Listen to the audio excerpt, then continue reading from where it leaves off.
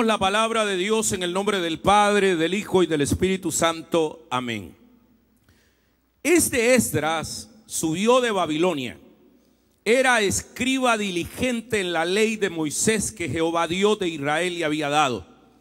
Y le concedió el rey todo lo que pidió, porque la mano de Jehová su Dios estaba sobre Esdras.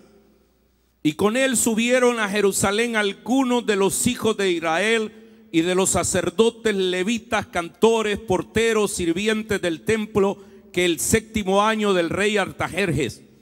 Y llegó a Jerusalén en el mes 5 del año 7 del rey, porque el día 1 del primer mes fue el principio de la partida de Babilonia, y el 1 del mes 5 llegó a Jerusalén, estando con él la buena mano de Dios, porque Esdras había preparado su corazón para inquirir en la ley de Jehová, para cumplirla y para enseñar a Israel sus estatutos y decretos. Esta es palabra de Dios, hermanos. Tengan la bondad de sentarse. He titulado al mensaje de esta mañana: retomando la centralidad de la palabra de Dios, de la Biblia, la centralidad de la Biblia. Nosotros, los cristianos evangélicos de América Latina, nos han dicho que somos el pueblo del libro, que somos el pueblo que rescató la palabra de Dios. Estaba viendo las estadísticas de las Sociedades Bíblicas Unidas de América Latina y han vendido millones de Biblias. Pero el hecho de que se haga tan popular el libro en las casas hace que sea también bastante desconocido. Lamentablemente, el pueblo evangélico que se jacta de ser el pueblo del libro no conoce el libro. Y hermanos lindos, esto para nosotros es lo más importante. Otras religiones tienen libros, tienen dogmas, tienen derechos canónicos, tienen encíclicas, tienen tradiciones, tienen sacramentos, tienen liturgias, pero nosotros no tenemos eso. Lo que tenemos es la palabra de Dios, que debe ser nuestra norma de fe y conducta. Este es el libro santo que nos da luz en nuestro camino. ¿Cuántos creen eso, santos? Entonces debemos volver a la centralidad de la palabra de Dios. ¿Qué es la palabra de Dios? Es la completa revelación de Dios a los hombres. Aquí está lo que Dios quiso decirnos. Este es el pensamiento de Dios. Estos son los argumentos de Dios que nosotros debemos de practicar. Por lo tanto, debemos retomar el poder de la palabra. Entre más cerca esté de usted de este libro, más cerca y alejado, más cerca de Dios estará y más alejado del pecado. Entre más lejos esté de este libro, más cerca está del pecado y de poder caer. Este no es un libro meramente, este es Dios mismo, es la palabra.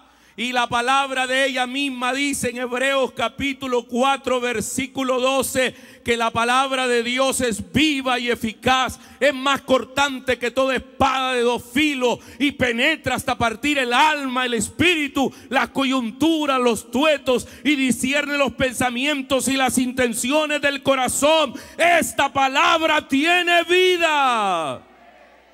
Aleluya.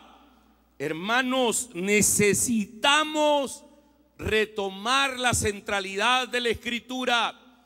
La Biblia, que fue escrita en un periodo de 1600 años, a lo largo de 60 generaciones, escrita por más de 40 autores de todas las clases sociales, incluyendo reyes, campesinos, filósofos, pescadores, poetas, estadistas, eruditos, pero toda la Biblia tiene un hilo. El hilo central es la historia de la salvación. Cristo el Redentor. Esta Biblia ha sido luz que ha iluminado el camino de los hombres. ¿Están acá, santos? De hecho, quiero leerles algunos pensamientos que se los voy a poner acá en las pantallas acerca de lo que han pensado algunos filósofos, gobernantes, escritores con respecto a la palabra de Dios. Hay un político argentino, él se llama Domingo Sarmiento. Este es un político, educador y pedagogo al estilo de Pablo Freire. Él dijo lo siguiente sobre la Biblia: la lectura de la Biblia puso los cimientos de la educación popular que ha cambiado la faz de las naciones que la poseen. Escuchen qué interesante eso. La sola lectura de la Biblia puso los cimientos de la educación popular. Mucha gente ha aprendido a leer en la Sagrada Escritura. Bendito sea Dios por eso. George Washington, el primer presidente de los Estados Unidos, dijo: es imposible gobernar rectamente al mundo sin Dios y sin la Biblia. Ojalá entendieran nuestros gobernantes que oran, que dicen que hablan con Dios, pero no sabemos que Dios. Mis amados hermanos, es imposible gobernar rectamente al mundo sin Dios y sin la Biblia. Napoleón Bonaparte, ese gran conquistador francés que soñaba con el hecho de que Francia se convirtiera en un gran imperio, dijo lo siguiente: la Biblia no es un mero libro, sino una creación viviente con un poder que vence todo aquello que se le opone. Isaac Newton, ese científico inglés, fundador de la física clásica, el que descubrió la ley de la gravedad, dice lo siguiente sobre la Biblia: encuentro más indicios de autenticidad en la Biblia que cualquier historia profana. El general Robert Lee, un general famoso en los Estados Unidos, héroe nacional, dijo lo siguiente: en todas mis perplejidades y angustias, la Biblia jamás ha dejado de darme luz y de darme fuerzas. Mis hermanos, después de citarles todas estas, llamémosle así, conclusiones o apreciaciones sobre la Biblia, nosotros que somos el pueblo de la Biblia, sabemos que acá está contenida la salvación. Este es el camino para llegar al Padre. Cuando usted esté enfermo, su Biblia le dirá que por sus llagas hemos sido sanados. Cuando usted se sienta solo y abandonado, esta Biblia le dirá que aunque tu padre y tu madre te dejaren, con todo Jehová te recogerá. Cuando usted sienta que sus hijos se descarrían en una adicción, en un vicio, esta Biblia le recordará que usted y mi casa serviremos a Jehová ahora y por siempre, y que sus hijos son simiente bendita. Aquí está Dios mismo, santos. Aleluya. Esdras, el capítulo que hemos leído hoy. Aquí comienza la segunda mitad del libro de Esdras. Los primeros 6 capítulos, el personaje principal es Zorobabel con la primera deportación, la primera retorno de la diáspora, cuyo objetivo es ir a restaurar y construir el templo. Más de 50,000 personas vinieron con Zorobabel. El segundo grupo es liderado por Esdras. Venían unas 2,000, 3,000 personas. Esdras va a ser la figura principal para volver a traer la palabra de Dios al pueblo de Israel.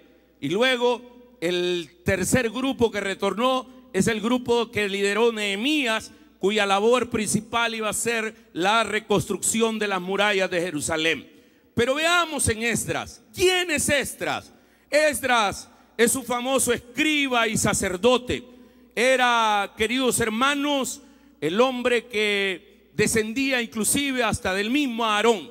Miren ustedes el capítulo 7, versículo 1. ¿Están conmigo, santos? Dice la escritura: pasadas estas cosas, en el reinado de Artajerjes, rey de Persia, Esdras, hijo de Serafías, hijo de Azarías, hijo de Hilquías, y sigue dando toda la narración en el versículo 2, 3, 4, pero quiero que se centren en el 5. Dice: hijo de Abisú, hijo de Fines, hijo de Eliezer, hijo de Aarón, primer sacerdote. Entonces aquí notamos algo. Esdras era descendiente directo de Aarón, el hermano de Moisés. Era, hermanos, el hombre que Dios había levantado para ser el sacerdote del pueblo. Si Zorobabel era un gobernador, si Nehemías era un reconstructor, Esdras va a ser el hombre que va a traer la Biblia, la palabra de Dios hasta ese momento al pueblo. Y la va a traer. Noten ustedes lo que dice de él mismo, capítulo número 7, versículo 6. Dice: este Esdras subió de Babilonia, era escriba diligente de la ley de Moisés. Noten, subrayen eso. Dice: Esdras era escriba diligente de la ley de Moisés que Jehová Dios le había dado. Es decir, la palabra de Dios en ese momento era la ley de Moisés. Estamos hablando de toda la Torá, el Pentateuco, Génesis, Éxodo, Levítico, Números, Deuteronomio. El libro de Josué ya estaba, algunos otros libros de la Biblia.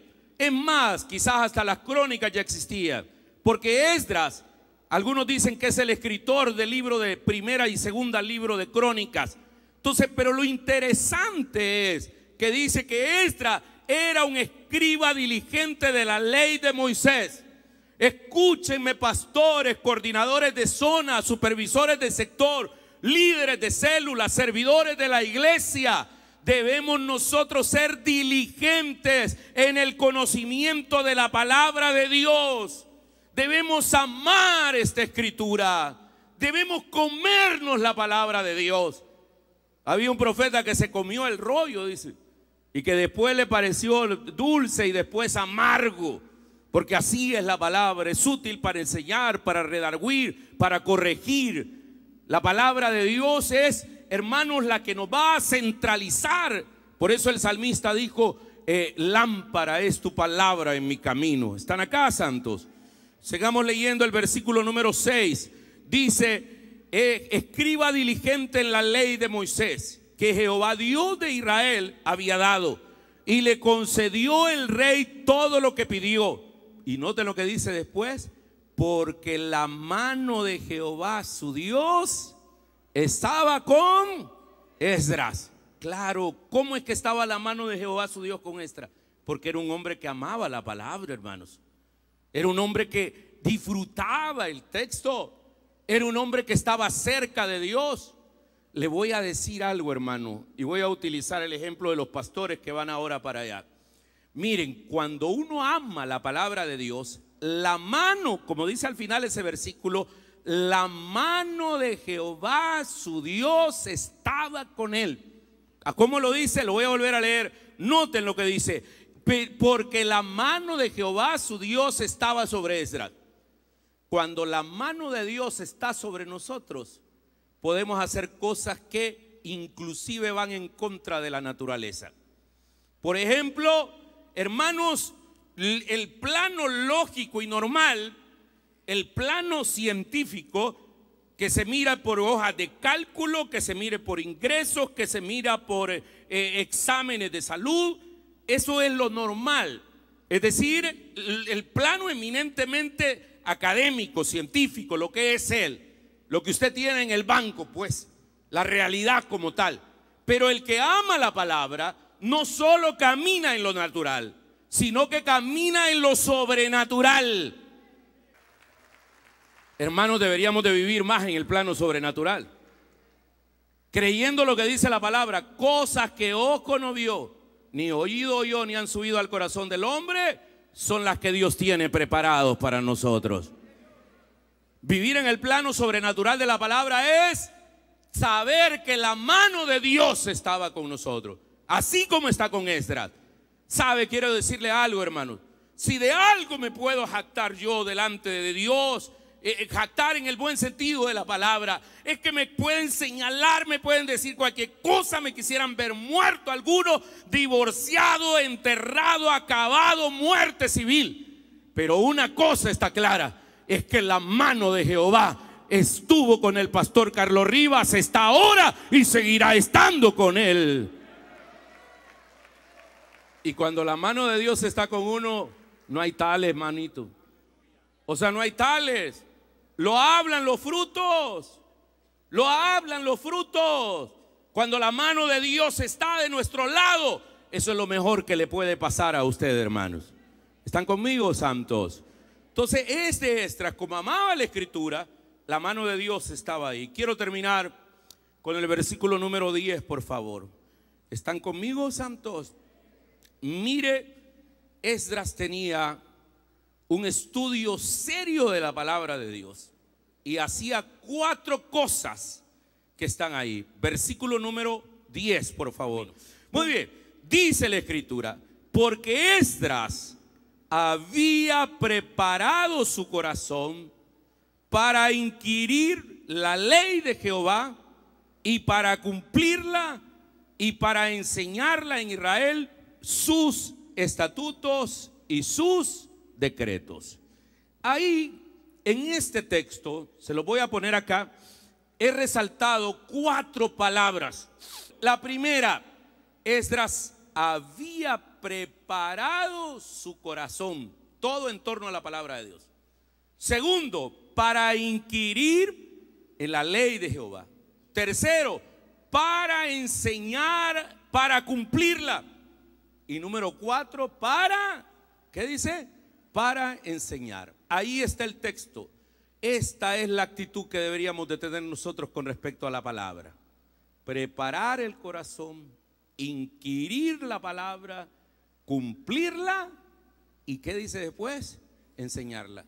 No puede enseñar la palabra a alguien que no ha preparado, que no ha preparado su corazón, que no ha inquirido y que no ha, ¿cómo te diría? Mucho menos cumplirla. Permítanme que le reflexione cada uno de ellos, estos aspectos, los 4. Número 1, Esdras había preparado su corazón para escudriñar la ley de Jehová. Hermanos, les quiero decir algo. Yo los veo a ustedes ahí por la ventana cuando parquean su carrito y vienen todos emocionados. Yo sé que ustedes se preparan para venir a la iglesia. Preparan las condiciones, preparan la Biblia. Algunos le dicen a los niños: mira, búscame la Biblia porque del domingo pasado no la he leído. Entonces, pero qué bueno, pues, preparó su corazón. Vengan expectantes, hermanos. Cuando yo vengo para la casa de Dios, yo digo: hoy Dios me va a sorprender, cosas grandes y ocultas que yo no conozco, Dios tiene preparada para mí. Cuando salgan de su casa y vengan a la casa de Dios, no vengan por cumplir, por religión, vengan diciendo: Dios va a hacer algo en mi vida. Hoy voy a la iglesia, voy a oír una poderosa palabra, voy a hablar con Dios, voy a adorar al Señor. Este día Dios me va a sorprender. Eso es preparar el corazón, hermanos. Aleluya. Es como, le voy a poner un ejemplo burdo quizás, como que usted, su artista favorito, ¿va? A usted lo invitan a un concierto y ya tiene el pasaje listo, el ticket, el número de entrada. Ay, voy a ir a ver a Chayanne. Las que se rieron son las mujeres de las 4 décadas ya. Entonces, sí, Chayanne parece brujo, siempre joven. Entonces, bueno, cualquier otro, pues, el que le guste. Yo no sé mucho de eso de artistas, pero por ejemplo a mí si me dijeran, qué sé yo, vas a ir a ver un concierto de YouTube, una cosa así, va, una cosa grande. Y hermanos, uno está expectante, va, wow, hoy es el día del concierto y uno se prepara, se alegra y se va y va a gritar, a cantar, y ay, Arjona, ay, papacito, el Buki y esto y todo lo demás. O sea, ahí vamos preparados. Pero hermanos, miren, nosotros a veces subvalorizamos cuando venimos a la casa de Dios, porque no se viene a encontrar con Bono, no se viene a encontrar con Arjona, con Chayanne, ni con Marco Antonio Solís. Se viene a encontrar con el Rey de Reyes y Señor de Señores, con Jesucristo, el artista de artistas. Prepare su corazón. Número 2, ¿qué es lo siguiente que hizo? Inquirir. ¿Sabe qué significa la palabra inquirir, la ley de Jehová? La palabra inquirir es averiguar, interrogar, indagar, examinar, investigar. Es preguntar. sondar. Entonces nosotros debemos hacer todo eso, indagar. Inquirir quiere decir tratar de llegar al conocimiento de algo, especialmente a través de preguntas. Cuando no entiende una palabra en la Biblia, busque otra Biblia que pueda entenderla. Hermanos, eso es inquirir, prepararse, meterse, sondear. Es como ese deseo de querer conocer más de Dios. Su amor y dedicación al estudio de la palabra de Dios deben ser cosas cotidianas. Tercero, número 1, preparó su corazón. Número 2, inquirió, investigó, preguntó. Y número 3, cumplió.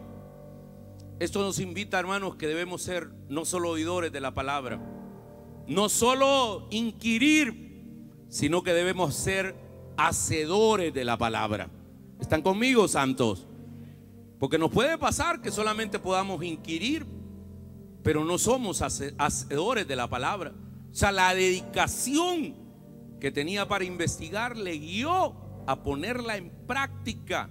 Y finalmente, después de que él preparó su corazón, que él inquirió, investigó, que él cumplió la palabra, estaba listo ¿para qué? Para enseñarla. Es decir, para educar a otros de una manera ordenada y progresiva en los principios de la palabra de Dios. Queridos hermanos, permítanme terminar esta mañana diciéndoles la importancia que tiene que volvamos a la palabra. Somos el pueblo de libros santos. Tenemos que amar la palabra. Les cuento un testimonio. Las hermanas que van a ir a servir el encuentro de señoras y señoritas, guiadas por mi esposa, están leyendo el Evangelio de San Juan antes de ir a servir. Un capítulo diario. Y yo veo a ella, a mi esposa, preparando las preguntas sobre el capítulo. Si han leído la palabra de Dios. Eso me parece sumamente importante, el poder estudiar la palabra de Dios. Esta semana mi hermano Ricardo Guadrón, quien fue diácono de la iglesia por muchos años, que yo casé allá en el año 2001 con la hermana Bernarda, él partió con el Señor, regresó a la casa del Padre. Pero qué lindo es ir a predicar donde alguien que está ahí ha amado la palabra. Pero qué difícil es ir a predicar donde uno no sabe qué tipo de persona es la que está ahí. Entonces, hermano, uno va con confianza. Uno dice, Guadrón está con el Señor en este momento. Hermanos lindos, amemos la palabra. El pueblo de Dios no tiene que andar a ciegas buscando modelos de cómo agradar a Dios, porque ahí están en la palabra. La palabra de Dios es viva y eficaz. La palabra nos da vida. La palabra ilumina el camino. La palabra transforma a las personas. El que tenga oídos para oír, que oiga la palabra. Amén. Ponte sobre tus pies, hermanos.